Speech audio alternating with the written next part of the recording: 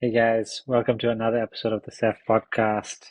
We done and dusted with Game Week 9 and looking forward to Game Week 10. A little bit of a funny week, I'd say. How are you guys keeping? Been better. Been way better. Every other season besides this season. Yeah, I mean, crazy fun event, like 23 points. Can you believe I sold him like 2 hours before deadline for a West Ham defender? I actually don't have so much regret in the sense that I never would have played him. I didn't like Everton at home.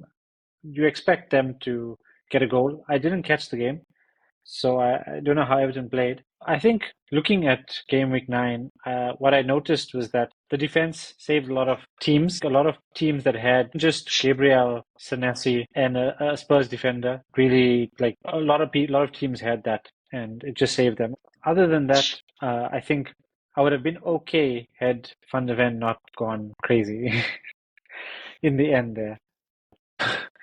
I came up with the least amount of points, 40. Razeen, you came up with 45, and Mohamed you came up with 60. I'm going to start with my team. 40 points in total. My goalkeeper's really been bad. I still haven't addressed that. So Verbruggen and Sells. Verbruggen played with a one-pointer. Next week, I'm playing Verbruggen against Leeds. So he stays in. And then I had Cavadiol, who had disappointing 2 points. Calafiori, 6 points. He came off with a little bit of discomfort. Correa got me 1 point. And Diouf, who was a 3 week punt. I'm not going to play him this week, the following week again with 1 point. And I brought him in for Van de Ven. The thing is, I needed some funds to fund João Pedro to Mateta this week. So it was better to sacrifice Van de Ven other than Anderson. I would have made the funds, but I was scared of a price change. And Anderson, I said if he's fit, I can actually play him this week against Wolves. So I said Van de Ven got the next 3 weeks. In my planning, he was going to be on the bench anyway. So I said, let me make the move, bring in Diouf. I thought like it was between Diouf and Rodon. In the end, I went with Diouf. I thought it would be like a score game, and I thought maybe Diouf could get an assist, but Rodon probably was the safer pick. Anyway, the Mbeumo saved my week with 15 points, 2 goals, 3 bonus. It was a good week to own him, and even though with the Diouf move, when Mbeumo got those goals and those points at the end of Saturday, I was still okay. Haaland blanked, João Pedro blanked, Coquerez blanked. Semenyo and Kudus got 3 points each. So that kind of was a bit of a disappointment in terms, particularly with Semenyo playing Nottingham Forest. I mean, if you just look like the goals are still coming, but he's not really getting them. So I don't know. I hope it's not time to let him go because now 2 games in a row, no goals. It's just feeling a bit strange. And it was good fixtures that you're actually looking forward to seeing him score in. I mean, I know he got an assist, I think, in the Palace game, but now they're playing City, Villa. It's getting a bit tougher. So I don't know if people are going to start talking about maybe getting rid. I wouldn't jump to that conclusion just yet, in the sense that I feel potentially in the weaker games, like the striker got a couple of goals, and in the weaker games you'd expect that. But I think he's the game changer in every game. Like they're playing City soon. Just if you look at the price points, he's gone up to 8.1. Do you know which other midfielder is 8.1 currently? No. Verts, who started off at 8.5. Oh, oh, wow. Semenyo, I think, started off at 7. So That if, is crazy. you can side swap Verts to Semenyo now if you still have Verts. Um, yeah, but one thing I wanted to ask you guys before we move on to my team, I was considering wildcarding. I've held it off for now. So after the Sunday fixtures, I made the João Pedro move to Mateta. I only have one free transfer. And with the Calafiori news and obviously my team being in the state it's in, Gokeres not firing. Obviously I have Kudus who's up and down, but I have Reinders, Dewsbury Hall, Anderson who's still flagged, Kukurea who seems very much not worth his price point at this point, for Bugan and South and Gavadiol who we've already seen get rotated a few times. Do you think I should do you think I should wildcard? I mean, if you look at my team for next week, it's pretty okay if everybody plays. Like Verbruggen is up against Leeds, Gvardiol, Bournemouth, Calafiori is playing Burnley, Cucurella is against Spurs, but then I got a lot of people playing each other. Like I have Semenyo against City, but I have Gvardiol and Haaland. I have Cucurella against Spurs, but I have Kudus against Chelsea. I have Mateta, which I'm happy with, and Gokeres against Burnley, who I don't see the need to transfer out just yet, even though he has not been a great asset. And I'm playing Dewsbury Hall against Sunderland, who is not the worst person to play. I got Diouf on the bench and Reinders on the bench. Both should play. So if anybody doesn't play like Calafiori, I do have cover. Look, I feel it's easy to tell which players in your current team are not going to fare too well and you might want to let go of, but it's almost more difficult to find better picks that you're quite like you're going to be certain about. So if you are wildcarding, I think there has to be at least 3 or 4 players that you don't have that you feel you really, really need in your team. And I'm not sure you're in that position at the moment. I mean, maybe you can come up with 3 or 4 very easily that you want to get rid of, but are there certain replacements that you're very, very sure about that you need? So the thing is, if I do make the wildcard choice now, Cockres will come out, and I'm thinking of not even bringing in Saka. Um, like I'd rather boost the midfield in other ways, but spread those funds completely around, upgrade the defense, particularly bring in Sa in the midfield, bring in probably Munoz from Palace. So like those type of changes. But the thing is, what I can do as well is hold it off until game week 12, because I can definitely see myself holding out until then. And from game week 12, there's quite a big fixture change for a few teams, including Quite a few Liverpool. teams, yeah. I know Liverpool not performing at the moment, but with the fixture changes in 12, then I can reassess and see who to bring in, and I feel like that's probably the plan right now. What are your thoughts on Saka?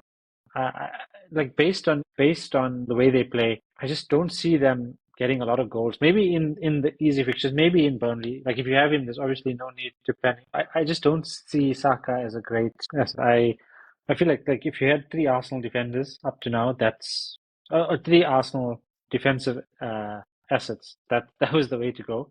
But Declan Rice is also he's looking very sharp. It's just, can he get those odd goals to really boost his appeal even more? Because that'll really take it to the next level. Did you consider anybody else apart from Mateta? Did you consider Voltemada? If you look at the Newcastle fixtures as well, I mean, the next fixture in particular is the enticing one. They're playing West Ham, and West Ham have conceded a whole bunch of goals, and from set pieces in corners. And Voltemada is this big, huge man. So I mean, he's definitely one that I'd want next week, but I think Mateta in the long term. Dean, let's talk to your team. Are you also planning Don't Mateta own in? Mateta. He's not in better company. I'm still in last place. Raya and Gabriel, I'm happy with. I was hoping Gabriel didn't start after Rodon's 13 point on my bench. And then I was so happy that Lyle Foster wasn't starting, still hoping Rodon would come on. But clearly I was focused on the wrong things because Gabriel hauled, Lyle Foster got a late goal. But everywhere else is where it seems to be the problem. Reinders has got to go. Um, in DI, I think I'm going to hold on to him. I mean, I didn't expect too much this week. I thought like, okay, Spurs was going to be a tough one, and Spurs absolutely battered them. He looks very good. But I think the Pedro problem is one that everyone seems to have. You guys seem to have sorted out. But I thought about the Mateta move as well. But I said I'm just going to wait and hold and see if there's any other options before doing it. I know I missed out on the price change there, but I don't know about him. With Romero's injury, that's the only problem. Would have been nice to take him out and get also like you guys were talking about Palace defenders. It's also a good idea. But yeah, I think I can maybe just hold out on that. I have 2 free transfers and quite a bit in the bank, so maybe it's a good time to go with 2 good 7.5 million price strikers and just go for it a little bit. To address the striker thing, I think we've already mentioned Mateta, so João Pedro as an option to go, and Mateta and Voltemada to come in. We've mentioned the pros and cons of both. But I think another one a lot of people are talking about is Welbeck. So Welbeck Welbeck and started three Thiago, 90 I minutes was in a looking row. at. We've also got a good run of fixtures coming in. He's on penalties. I think Thiago would, if I was to pick, I would definitely go Thiago above Welbeck. But Welbeck, I mean, he's got Leeds next week, and like Thiago still has a bit of difficult fixtures. Like Palace is a good defense, Newcastle is a good defense. Then he's got Brighton and Burnley. But I feel like maybe like the really short term, Welbeck might be like it's just one fixture. But I mean, in the long term, probably Thiago is the better one. But I still think Voltemada and Mateta is the 2 best options, and you can swing it either way. But I think Mateta on penalties just edges that. The big differential option is, what are you guys' thoughts on Sesko? Sesko. I thought about him as well. He crossed my mind. I mean, he crossed my uh, mind because I kind of wanted Mbomo also. Mbomo looked so good, and I just thought of another route into the United team. I thought maybe yeah, Sesko. I mean, his price point is not the best. Like it is on the like you would put Thiago definitely ahead of him. Yeah. is I think much we cheaper. measure differential And territory while talking about players like that. And that's where we need to be looking at my team and my rank. So he's someone that might just fit that differential requirement. I don't know. I don't know if he's. I don't want to mess up the team further also. So it might be too big a move. yeah, I would think like if you want a United asset and like in Burmo, Cunha even he's getting in the points, and Fernandez we know he's consistency in the team. Like to get João Pedro down to a 4.5 and to spread that funds to try and boost someone up to Mbeumo, that's probably better than bringing in Sesko. So Yeah. that could be The nice that could thing is be that could be a I nice. still have my Salah money. So I have like 2.5 million in the bank, 2 free transfers. Mm. So I still have those funds. That's not the problem. It's just about deciding who that fifth attacker, either fifth midfielder or that third striker is going to be the one that rotates, Needs to be decent enough to rotate. So let's go through these Game Week 9 fixtures really quickly. Some of the surprises of the week. Chelsea won, Sunderland 2, which was quite a big surprise. I think Sunderland showed up a good fight.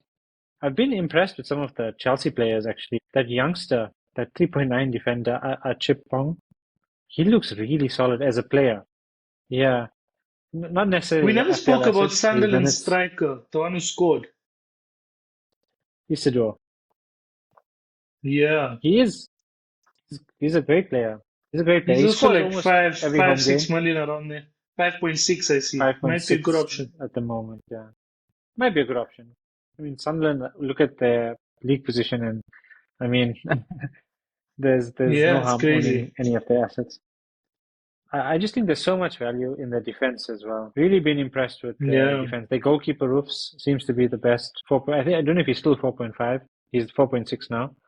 He's been amazing. But Ballard, I think, is just also like such a great FPL option. He's like getting great defensive contributions. He's got great attacking threat, and they always seem to get goals from crosses and corners. We'll get into long throws a bit later.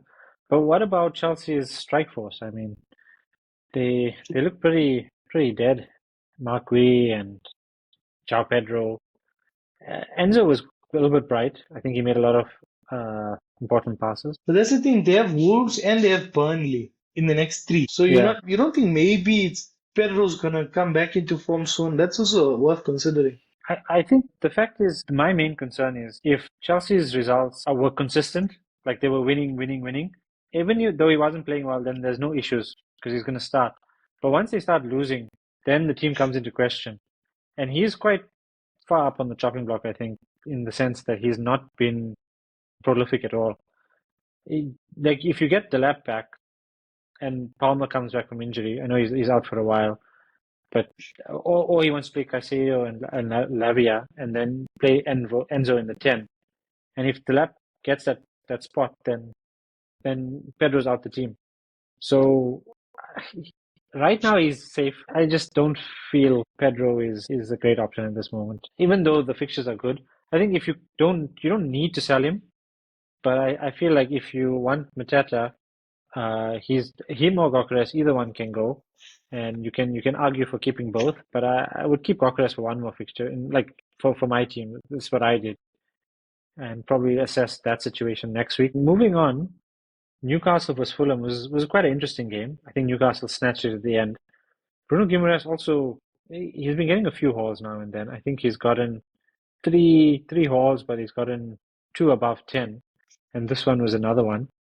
He is one at a good price point, possible differential. He's 2% owned. The other player that this Cesar Lukic is definitely one I've had on my radar for a while. He catches the eye in terms of he gets on the ball quite a bit. He takes a few outside shots. The only problem is he always picks up a yellow card, so I think he's quite close to a ban.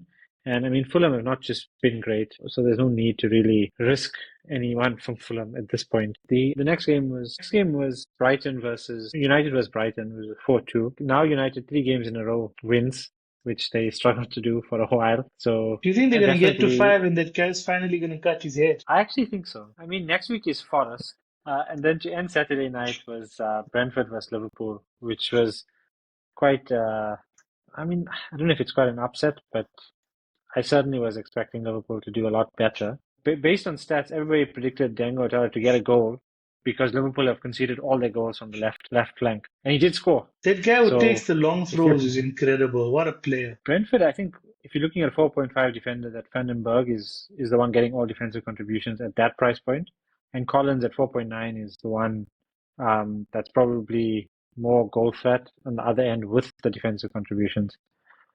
Those are the Yeah, solid but this options. kid I've been is just impressed so with cool, them. man. Might as well bring in the emotional element to the game now since I'm doing so poorly, you know.